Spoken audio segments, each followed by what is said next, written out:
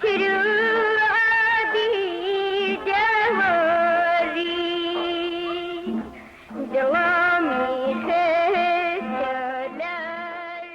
نام خوشکان ئەحمەدە، دەرچی کۆلێجی بازرگانیم بەشی ئامار و کۆمپیوتەر، دامەزرێنەری ئەم براندە خنجیلانەیەم بە ناوی شەدەلارەوە.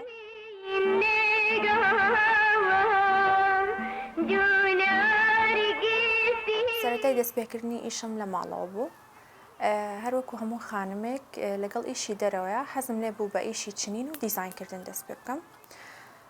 پاشان هەوڵم ما ئیشەکەم گەورەترکەم بە ئەوەی کە بچم لە دەرەوە دوکانێکم هەبێ هەم ئیشی چنینی تیابێ و خەیاتیشی تیا بکرێ. لەبەرەوەی لەو کاتێک کە من دوکانم دانا تۆزێک کەم بوو کە خانمێک هەم ئیشی چنین بکە و هەم ئیشی خەیاتیش بکات. قسەم لەگەڵ چەند خانمێک کرد ئەوانیش توانیان هاوکارم بن وەکو خەیات وەکو ئیشی دەست.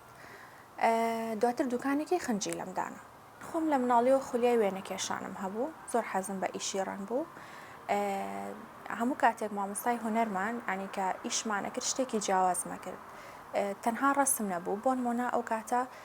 قوڕی سنائی هەبوو، من لەوحەم پێ دروستە کرد بە شێوازی ڕەنگەکان ماڵ و ئیتر هەر لەوحەیەکم دروستە کرد کە شێوازێکی زۆر جیاوازی هەبوو. تەنانەت ئەگەر ئەنی ئەوەی کە بیرم یێتەوە معرەزی ڕەسم کرا بۆەوە خۆم لێ بەشدار نەبوو بووم، خەڵک زۆر سەرسامی ئەم ئیشە بوو. بەڵام وەکو هەموو کەسێک یعنی هیچ پێشکەوتنێک لەم کارەیە نەبوو بۆ من، هەموومان خۆمان نا بۆ خوێندن لەو سەردەمەیە ئەبوو ببووینە بە دکتۆر بە مهندیس بە شتێک، ینی خۆشم حەزم لە کۆلێژی هونەرە جوانەکان بوو لە ماڵەوە ڕێگەیان پێنەیە. پاشان وەکو کاری ئەم کاری کە ئێستای هەمە وەکو خەیاتیکردن هەموو تاکێک لە ئێمە دایکمان خەیاتی زانیوە، بەڵام من زیاتر حەزم لە ئیشی ڕنگ و چنین و مور و ئەو شتانە بوو. لە چکی دایکم هێلەکێکی شتێکی مورۆکانم هەمووی کۆ کردەوە ئەم کرد بە کارێکی دەستی. بەڵامی تر وردە دواتر براوم بە خوێندنەکەممان زیاتر و کۆلێژم تەواو کرد و چوم لە دەرەوە ئیشم کرد. ئیشی ئەهلی تەبعاً لەبەرەوەی تەعیناتی حکومی نەبوو. لەگەڵ ئیشەکە حەزم لێ بوو ئەم ئیشەش دامەزرێن. سەرەتای کارکردنم لە ماڵەوە ئیشی چنینم ئەکرد، پاشان وەکو بیرۆکەکە کە دامەزران حەزم لێ بوو وەکو چۆن کەسە نزیکەکانی خۆم دایمەن پاڵپشتی ئەویان نەکردم کە تۆ ئەم ئیشە ئەوەنە بە جوانی زانی بۆ گەورەتری ناکەی و کەسانێکی تر بتوان ئیستیفادە لە سەلیقە و ئەو هونەرە بکەن کە تۆ بەکاری هێنی.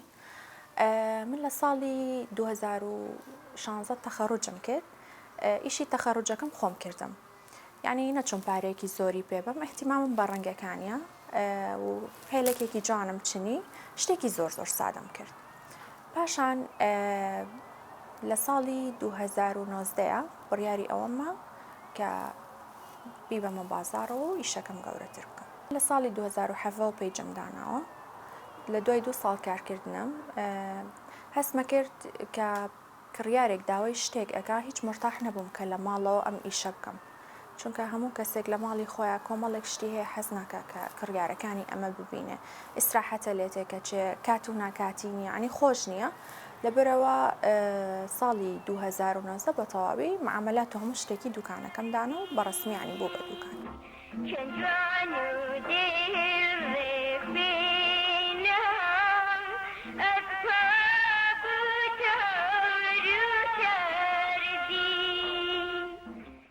ناوی شەدەلار تەواان لەبەرەوەی ناوێکی کوردی جوانە، لە زۆربەی گۆرانیەکانە ناوی شەدەلار هاتەوە، وەسفێک بۆ خانمانی کورد. شەدەلار پارچەیەکە لە هەوری، ئەوسا لە سەر کەمەر بەستراوە یان بەسەر و کڵاوە کراوە بە شێوەیەکی لاکێشەی گەورە بۆ پارچەکە. هەوڵم ما شتێک بێت کە زیاتر بچێتە بیری خەڵکەوە، ینی بۆ نمونە کە کەسێک پارچەیەک لە منە کڕێ بە ناوی خۆمەوە بێ ناوەکان دووبارە ئەبنەوە، بەڵام ئەگەر ناوێکی دانسقە هەڵبژێری کە ئەڵێن ئەم پارچەی هی فڵان شوێنە هی شەدەلارە لە خۆ مانایەکی جوانتری هەیە و هەوڵیشم ماوە ئەو مانایە لە دەست نێم، ینی ئێمە کە ئیشی جلی کوردی ئەەکەین و کاری لەسەرەکەین هەوڵمانەوە بە شێوە فۆلکلۆری و کۆنەکە بمێنێتەوە نەوەکو تازەگەریەکی زۆری تیا بکەین. لە ئێستا خانمان لە گەورە هەتا بچووک هەمویان چوونەتەوە سەر شێوە کۆنە باوەکی کە هەبووە لەو سایە نەوەک ئەو تازەگەریانی کە لەم چەند ساڵی ئەخیرا ئەکرا لەسەر جلی کوردی. تەنانەت خانمە زۆر بچووکەکانیش ئیترەمە کاریگەری کۆمەلگایە بەعام کە بەرەو ئەو ڕێڕەوە ڕۆشتووە یان کاریگەری چەند خانمێکی تریشەکە ئەم ئیشە زۆر بە جوانیەکەن ڕاستیەکەی. لە ئێستا وای لێ هاتووە کارەکە هەمووی چۆتەوە سەر شێوە فۆلکلۆرەکە. تەنانەت کڕیاری عەرەبیشمان هەیە یان داوای ئەوە ئەکەن کە جلەکان زۆر بە شێوەیەکی فۆلکلۆری و بە جوانیانی ئێوە خۆتان چۆن لەبەریەکەن بەو شێوەیە بۆ ئێمەشی بکەن حتا بۆ مناڵەکانیان بۆ نمونە لە ڕۆژی ئاڵایە بێ لە ڕۆژی جلی کوردیا بێ گرنگێکی زۆرەیە بۆ بابەتە.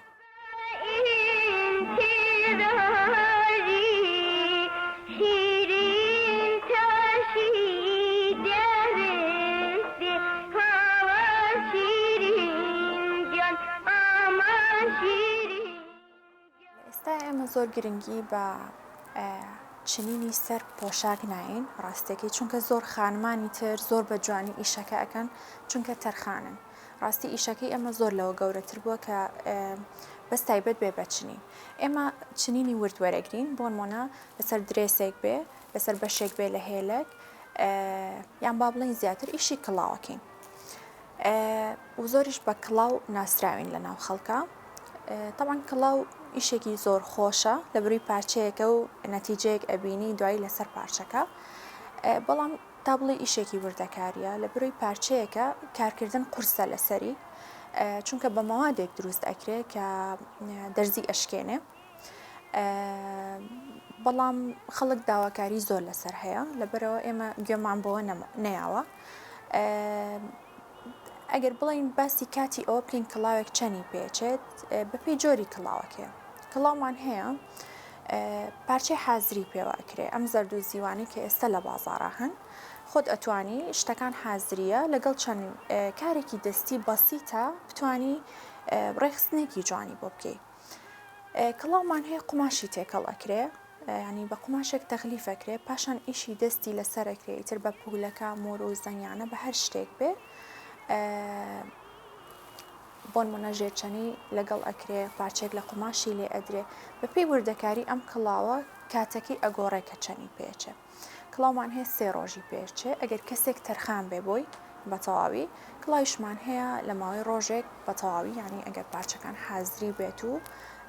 کارێکی زۆری نەوێت تەواو بێت. کاری ئێمە وەکو براندی شەدەلار پێک هاتووە لە چەند بەشێک. بەشێکی سەرەکیمان هەیە جلی کوردیە بەشێکمان هەیە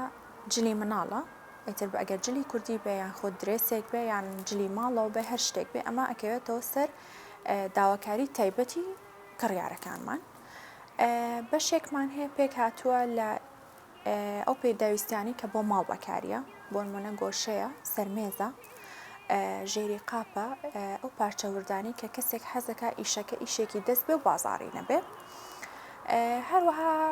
ئەتوان بڵێم کە ئەزی بۆ نەو مناسەبەکانیش ئەدورین بەڵام بە شێوەیەکی کەمتر لە ئیشەکانی تر و نەچینەتە تایپی ئەوەی کە ئێمە بە تەواوی ئیش لەسەر ئەزی بۆ نە مناسەبەکان بکەین تەنها بەپێی خواستی تایبەت نەبێ. وەکو ڕێخستنی ڕەنگەکانیش بۆ پێی کە قوماشەکە بێ قوماشێکی جوان بێتەوە ئیشی لەسەرەکەی و دوورینێکی جوانی بۆ بکرێ. حەزەکەم ئاماژە بە شتێکیش بم لێرەیە ئێمە جلی حازریمان هەیە یعنی هەنێک کەس هەیە بە پەلەیە مناسەبەیەکی هەیە شتێک هەیە ناتوانێت خۆی سفە ئەو ڕۆژە جلێک ڕێک بخایان قوماشێک بکڕێ لێرە قوماشەکەش بەردەستە ئەگەر بێ ئێمە دوورینەکەی بۆ ئەکەین لە کاتێکی کەمە و جلی حازریشمان هەیە. بۆ نمونە ئەگەر لە کارێکی فۆتۆیە بێیان دیزاینێک بێ من بیر لەوە بکەمەوە چۆن ڕێکی بخەم زۆربەی جار ڕەنگەکان خۆیان ئەنیها سەیریانەکەم هەست دەکەم ئیتر ئەو دوو ڕەنگە لەگەڵ یەک جوانە تاقیەکەمەوە گونجاندنی بۆ ئەەکەم ئەو کاتە ئیشێکی جوان دەرەچێت. گرنگترین شت لە کارەکەی ئێمەیە پێش هەموو شتێک ئەوەیە کە سیقەی بەرامبەرەکەمان نەدۆڕێنی. کەسێکێتە ئەم شوێنەی ئێمە بەتایبەت لە بەرۆی چەند کارێکمان کۆ کردوتەوە بۆ نمونە زۆربەی کەسەکانیان قوماشەکە هەڵەبژێرن و خەیات لێرە بەرەک دوورەکانمان ڕاستەخۆ قیاسەکانیان وەرەگرن پاشان ئیشێکی دەستیش داواکاری ئەوە ئەکەن کە ئیشێکی دەستیشیان بۆ بکرێت کە ئەمە ئێمە لێرەیە سێ ئیشمان بۆ مشتریەکان بۆ کڕیارەکان کەم کردوتەوە این لە بریەوەی کە بچن لە دوکانێکە قماشەکە بکڕن و بچن بۆ بەرگدورێک و دوای ئەوە بیبن بۆ کەسێک کە چنینەکەیان بۆ بکە ئێمە لێرەیە ئەم سێ ئیشەمان کۆ کردوتەوە و یەکێکی تر لە خاڵە گرنگەکان لە ئیشەکەی ئێمەیە کاتە یعنی هەتا ئێستا خۆشبەختانە ماوەی 3 بۆ 4 ساڵە کە ئێمە ئیشەکەین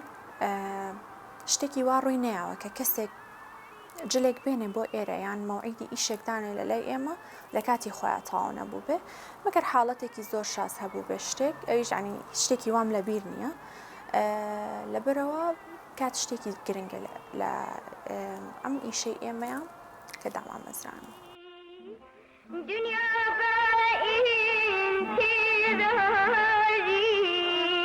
شیرین تاشی دەوێستی یەکێکی تر لەو کارانەی کە ئێمە زۆر گرنگی پێین جگە لە کڵاو کە ئەکسسواری سەرە بۆ سەر بەکارهێنرێ تاگە ئەم جۆرە تاگانەیە کە ئێمە ئەتوان بڵم یەکەم کەس بووین ئەم جۆرە تاگەمان کرد هەنێک کەس هەیە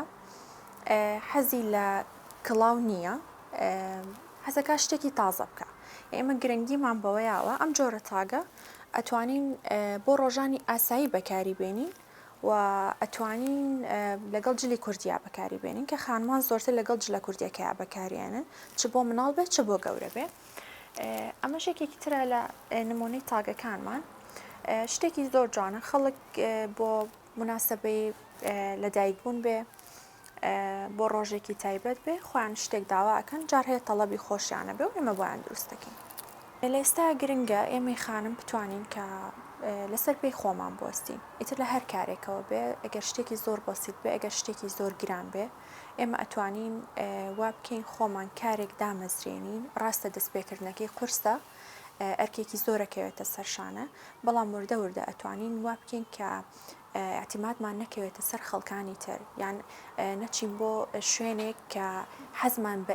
بەکردنی ئەو ئیشە نەبێ چونکە ڕاستەکەی لە ئێستاە ئەگەر بینە سەر ینی بابەتی مادیەکە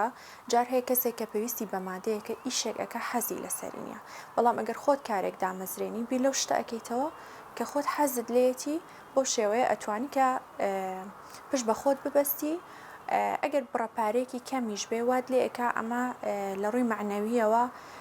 تۆ گەشە بکەی لەم کارەیە و مەرجیش نییە کە کارێک دەست پێەکەی یەکسەر ببێ بە شتێکی زۆر گەورە چونکە هەموو کارێک ماندووبوونی ئەوێ جار هەیە فەشەل ئەهێنی جار هەیە ڕخنەت لێ ئەگیرێ ینی بۆ شێوەیە ئەگەر تۆ بەردەوام بیت و کۆڵنەی ئەبیتە کەسێک کە بتوانی کە پشت بە خۆت ببەستی وەکو خانمێک خۆشبەختانە من وەکو خۆم هیچ قسێک نەهاتوەتە سەر ئیشەکەم چونکە هەر ئیشێک کە دەست پێیەکی تۆ بە پلانی بۆ دانی کە بە چ شێوەیەک دەست پێیەکی لە چ شوێنێکە بە مۆقعی و ئیشت کوێیە چۆن ییتە دەرەوە چۆن ئەڕێتەوە ماڵەوە لەو ئیشانی ئەم شتانە زۆر گرنگە بەڵام ئەوەی گرنگە لێرەیە کە ئێمەی خانمان نەترسین کۆمەڵی قسە ئەکرێ لەوانێ لە چەند ساڵێک پێش ئێستا و پێشەوەی منیش ئەم ئیشە دامەزرێنم یان چند خانمێک کە ئێستا لە دەرەوە ئیشەکەن ڕخنێکی زۆر لە خانمان گیرا بێ کە کەسێک لە دەرەوە ئارایشگایەکی هەیە خەیاتێکە بۆچی لە دەرەوە ئیشەکات بۆچی بەتەنیات بۆچی بەتەنیا ئەڕواتەوە بەڵام ئەگەر تۆ ئیشەکەی خۆتت خۆش بوێ پێویستەکە بە شێوەیەکی واش پلانەکانت ڕێک بخەی کە قسەی کۆمەڵگاشت نێتە سەر لەلایەکی ترەوە و ناژبێ بترسی چونکە خەڵک هەنێک جار هەر قسە ئەکات ینی بۆ نمونە ڕخنە ئەگرێت لەوەی کە خانمان ئیشێکەکە نیەنە دەرەوە ئەگەر تۆ ئیشەکەی خۆت خۆش بوێت پێویستەکە بەردەوام بی لەسەری و بخۆشەویستیەوە ئیشەکە بکەیت نەترسی لەگەڵ دامەزرانی ئیشەکەما هەوڵما کەسانی تر بێنم وەکو هاوکاریەک چونکە هیچ کەسێک ناتوانێت خۆی بەتەنیا هەموو شتێک بکە ئەتوان بڵێم ئەگەر چەند خانمێک بی پێکەوە و حتا ئەگەر خانمیش نەبێ کەسانی بۆ نمونە پیاوانت لەگەڵ بێ کوڕانت لەگەڵ بێ ئیشەکە بکەن و ئەکە ئەمە تۆ تاقەیەکی باش بعد بە ئیشەکەت و سوود لە ئەزمموی کەسانی تر وەربگری ئێمە وەکو خۆمان لێرەیە حەو خانم بەخۆمەوە 8 خانم لێرە ئیشەکەین لە بەرگدورمان هەیە لە کەسانێکمان هەیە کە ئیشی مەکینەی تەتریزمان بۆ ئەکەن و لە دیزاینەر هەمانە لە کارمەندمان هەیە ئیشی سۆشیال میدیا و ڕێخستنی شتەکانمان بۆکە هەوڵم ماوە چەند خانمێک لێرە کۆبینەوە ئیش بکەین بۆ من ئیسیفادەیەکی باشی هەیە و بۆ ئەوانیش هەلی کارێکی باشە بێت. چندان و دل